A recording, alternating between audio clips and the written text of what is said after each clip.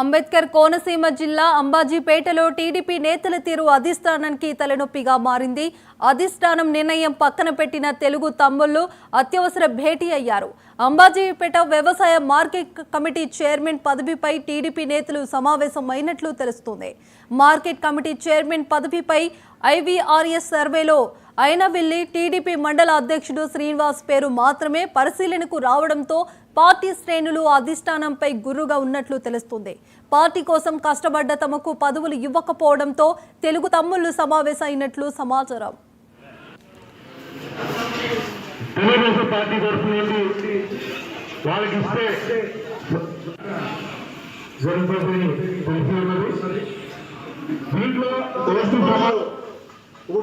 కాపు సామాజిక వర్గాలకు ఇవ్వాలి అని ఎందుకు మీరంతా ఆ రోజున ఇక్కడ ఎందుకు తేల్చలేదు? ఎందుకు అడగలేదు? మీరు మగవాడు ఏంటి మీ అందరికీ కూడా కొన్ని ఎవరు అడగలేదు కదా. ఒక ఆయన అడిగారు, ఇంకొక ఆయన వేరే ఆయన అడిగారు. ఆయన మనం రిక్వెస్ట్ చేసాం.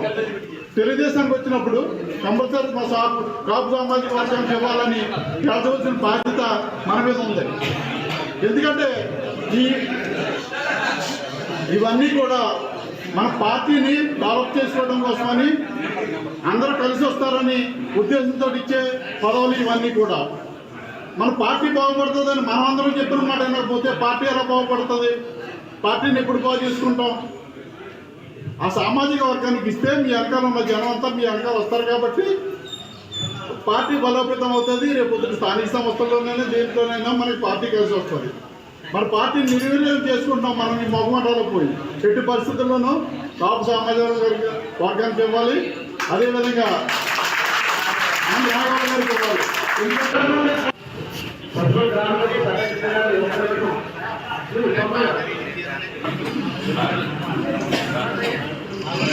బాలరాజు గారిని ప్రశ్న మాట్లాడవలసింది కాబట్టి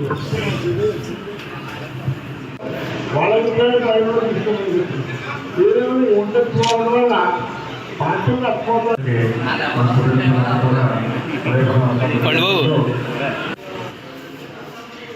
తెలుగుదేశం పార్టీ తరఫు నుండి వాళ్ళకి ఇస్తే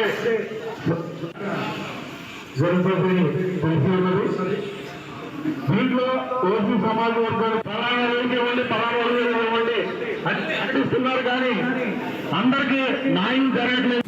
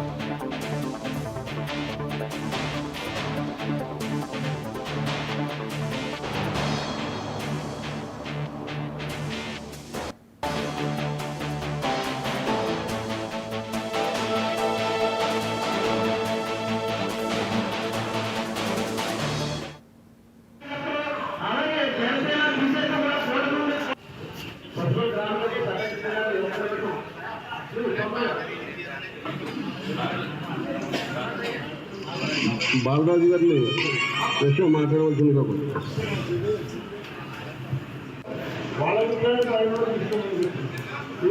ఉండకపోవడం వల్ల